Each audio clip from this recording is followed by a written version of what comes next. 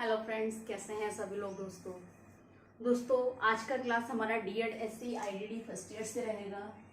DEd SE IDD first year से रहेगा। Course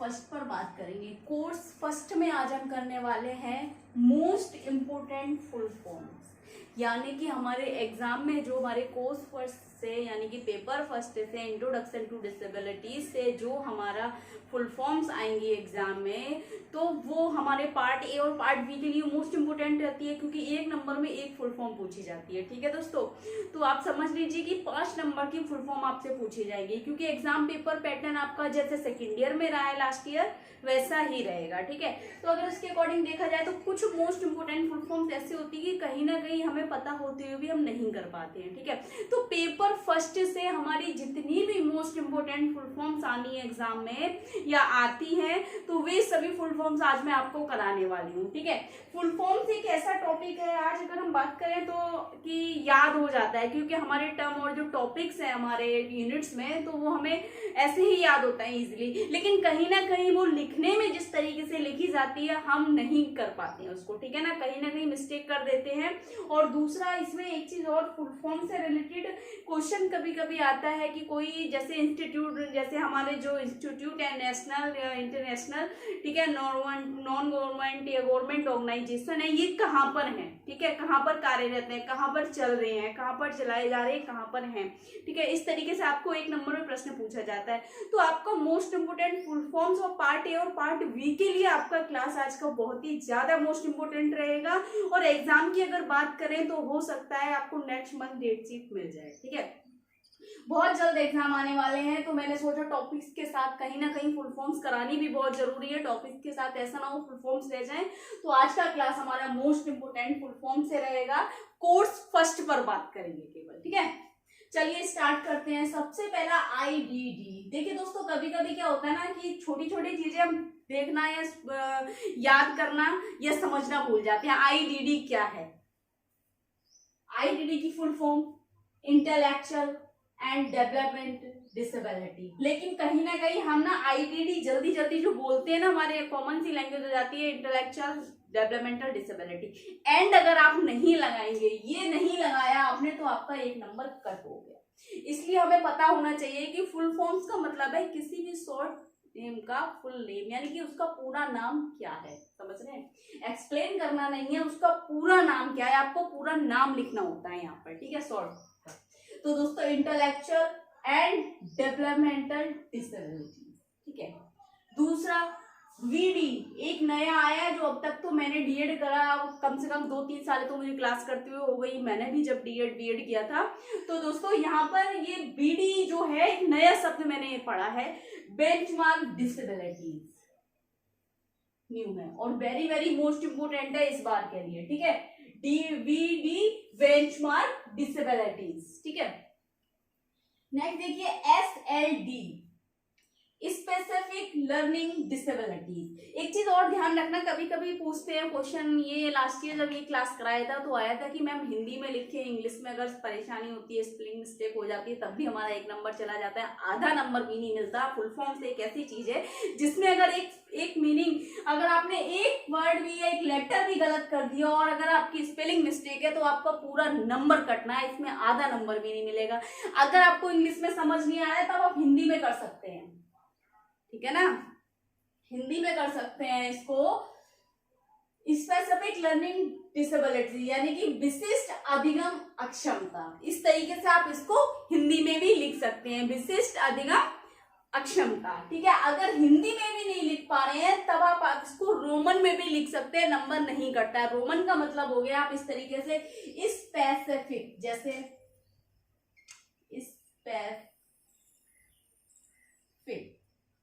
specific, ठीक है, लर्निंग इस तरीके से आप कर सकते हैं। डिसेबिलिटीज, तो इस तरीके से क्या होगा, आपको अगर हिंदी में नहीं आ रहा है समझ, इंग्लिश में नहीं आ रहा है, तो जो लिखा हुआ है, जो आपने याद किया, उसको आप रोमन में कर सकते हैं, आपका नंबर नहीं घटेगा। ठीक है, IDA इंटरनेशनल डिसेबिलिटी अलायंस, ठीक है, ये मैंने आपको कराया है और इस बार एग्जाम में टॉपिक के लिए भी वेरी वेरी मोस्ट इंपोर्टेंट है, ठीक है ना। नेक्स्ट देखिए ECEC, early childhood education and care, ठीक है, early childhood education and care. Next देखिए ICT, information and communication technology, very very most important paper first के लिए, ठीक है। अब ये है ना, जैसे कहीं ना कहीं लास्ट टाइम ये मिस्टेक हुआ था किसी से, इस ये वाली फुल फॉर्म जो आई थी ICT से, वो उसने एंड नहीं लगाया था इंटरनल एग्जाम में और उसका पूरा 1 मार्क चला गया। आप समझ रहे हैं, तो कहीं ना कहीं फुल फॉर्म्स हमें लिखना या याद करना, याद करके लिख कर देखना इसलिए जरूरी होता है कि हमने उसका नाम जो था पूरा सही लिखा है नहीं लिखा है, ठीक है। नेक्स्ट देखिए WHO, वर्ल्ड हेल्थ ऑर्गेनाइजेशन। लेकिन ये वाली जो फुल फॉर्म्स कुछ ऐसी होती है दोस्तों, जो नाम जिसका मतलब कि होता है ये चीजें कि जैसे किसी चीज को संकेत करती हैं या निर्देश करती हैं, या हम कह सकते हैं किसी चीज को एक्सप्लेन करती हैं, विस्तार करती हैं। तो कहीं ना कहीं WHO, वर्ल्ड हेल्थ ऑर्गेनाइजेशन, क्या एक संस्था है, एक ऑर्गेनाइजेशन है, उसका नाम है वर्ल्ड हेल्थ ऑर्गेनाइजेशन, ठीक है, विश्व स्वास्थ्य संगठन। तो इसमें क्या एंड द और कुछ नहीं लगेगा, तो ये बहुत इजी होती है। लेकिन कहीं ना कहीं जिसका फुल नेम आ जाता है ना, जैसे ये आ गया, अभी हमने कहा किया था फुल नेम, नहीं ये कहाँ था, अभी तो किया था, ये इंफॉर्मेशन एंड कम्युनिकेशन टेक्नोलॉजी, ये आ गया। और एक जगह अभी हमने बताया था आपको फुल नेम के बारे में, जैसे ये एंड डेवलपमेंटल डिसेबिलिटीज में बताया था, ठीक है। फुल नेम का जहां आ जाता है तो वहां मिस्टेक हो जाती है और 1 नंबर हमारा आते हुए भी चला जाता है। SDG, very very most important है इस बार के लिए, वेरी वेरी मोस्ट इंपोर्टेंट, ये full form the sustainable development goals, ठीक है। नेक्स्ट देखिए MDG, मिनिमम डेवलपमेंट गोल्स, ठीक। एक चीज ध्यान रखना है, यहां पर कभी कभी अगर आप ये दावी कर देंगे ना, द मिलियन डेवलपमेंट गोल्स, तब भी ये ठीक हो जाएगा। जैसे यहाँ पर हमने किया है ना, अगर नहीं भी करेंगे तब भी ये ठीक है, कोई दिक्कत नहीं है, यहाँ पर नंबर नहीं जाएगा। लेकिन यहाँ बीच की बात आती है, एंड होता है, इन होता है, और होता है, फॉर होता है, तो वहां के लिए गलत हो जाते हैं। लेकिन स्टार्टिंग में आप करेंगे तब भी मिस्टेक नहीं होगा, नहीं करेंगे तब भी मिस्टेक नहीं है वहां पर, ठीक है। UNDP, United Nations Development programme,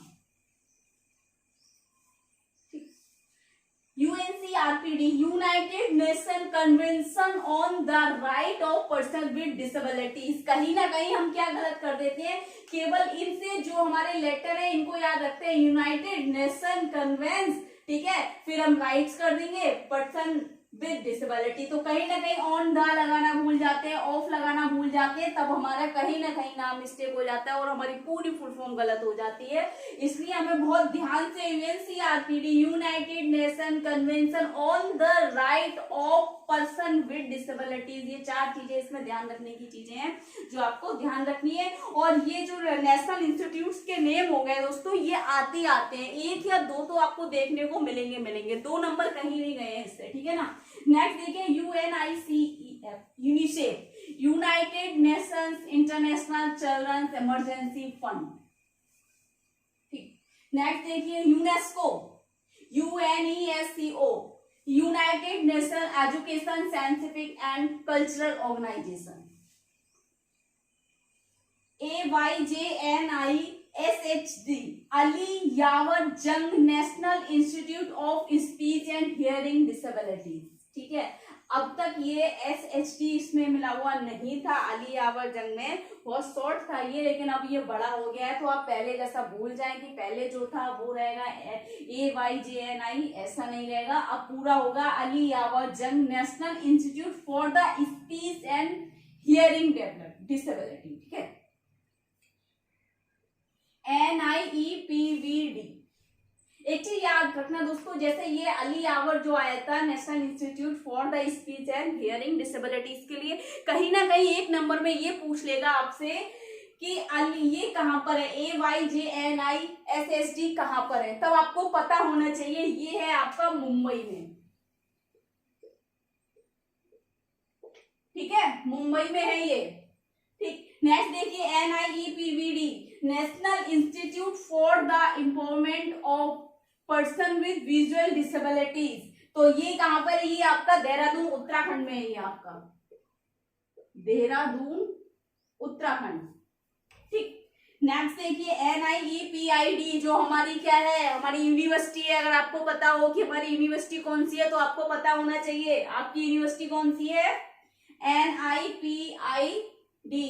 NIEPID national Institute for the empowerment of Person with intellectual disability. ये कहां पर है? आपका सिकंदराबाद में। अब तक ये चेन्नई में लगती थी लेकिन ये सिकंदराबाद में है। और किस जगह है अगर बात करें तो तेलंगाना में है। ये मनोविकास नगर सिकंदराबाद तेलंगाना,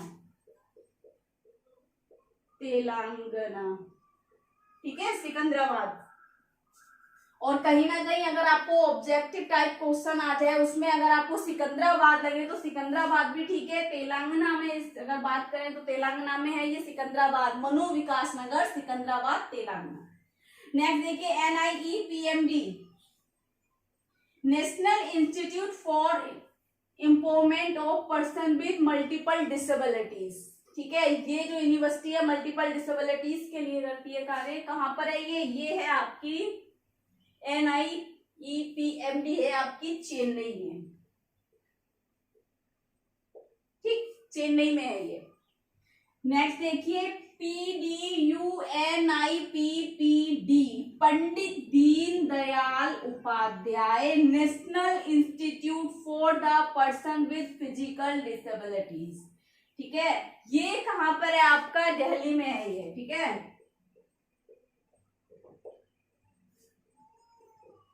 नेक्स्ट देखिए SVNIRTAR Swami Vivekanand National Institute of the Rehabilitation Training and Research. कहां पर है ये दोस्तों? ये आपका उड़ीसा में है। कहां है? उड़ीसा में। ठीक, NILD National Institute for the Locomotor Disabilities कहां पर है ये? Kolkata.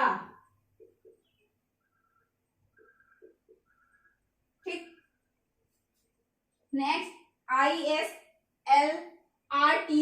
Indian Sign Language Research and Training Centre कहां पर है? दिल्ली में है ये।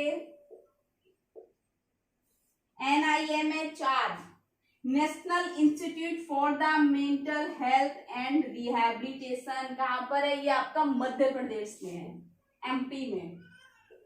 ठीक, क्योंकि ये मैंने आपको इसलिए बताए हैं, एक नंबर में हो सकता है आपसे पूछ लिया जाए। अब तक तो अगर मैं बात करूं एक नंबर में आपका पार्ट बी में पूछा गया था और एक नंबर में ये आपको ऑब्जेक्टिव टाइप में आया था। जैसे कि अगर हम बात करें कि NILD कहां पर है? कोलकाता, मुंबई में, दिल्ली में, चेन्नई में। तो आपको अगर पता होगा तभी तो आप कोलकाता लगा देंगे, इसको तो कोलकाता में। इस तरीके से पूछा गया था ऑब्जेक्टिव टाइप क्वेश्चन में, इसलिए मैंने आपको करा दिए।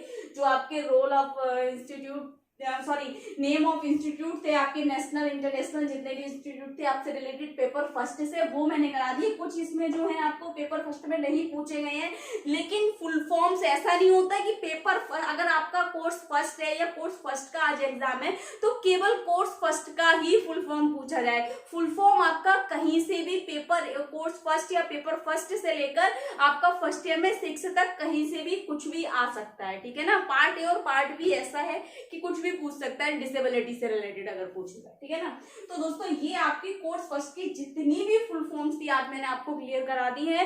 अब ऐसे ही हम यानी कि हमारा कोर्स फर्स्ट की आज हो गई तो course second, third, fourth, fifth, six तक मैं आपको ये करा दूंगी, सबकी अलग अलग। और इससे क्या होगा ना, बहुत अच्छे से हमारी जितनी भी मोस्ट इंपोर्टेंट फुल फॉर्म रहेंगी एग्जाम से रिलेटेड सारी कवर हो जाएंगी। अगर आज बात की जाए तो 1 2 3 4 5 6 7 8 9 10 11 12 13 14 15 16 17 18 19 20 21 22 फुल फॉर्म हो गई। ठीक है ना, अगर डेली अगर हम 20 भी करते हैं तो कितने कम से कम हम 100 फुल फॉर्म से अगर कवर कर सकते हैं। ठीक है ना, तो अगर इसमें आपको कुछ डाउट लग रहा है, कुछ पूछना है, कुछ गलत लग रहा है तो कमेंट बॉक्स में जाके कमेंट करें। ज्यादा से ज्यादा वीडियो लाइक करें, चैनल को सब्सक्राइब करें, बेल आइकन को प्रेस करें ताकि नेक्स्ट आने वाली क्लास आप तक पहुंचती रहे। दोस्तों थैंक यू सो मच।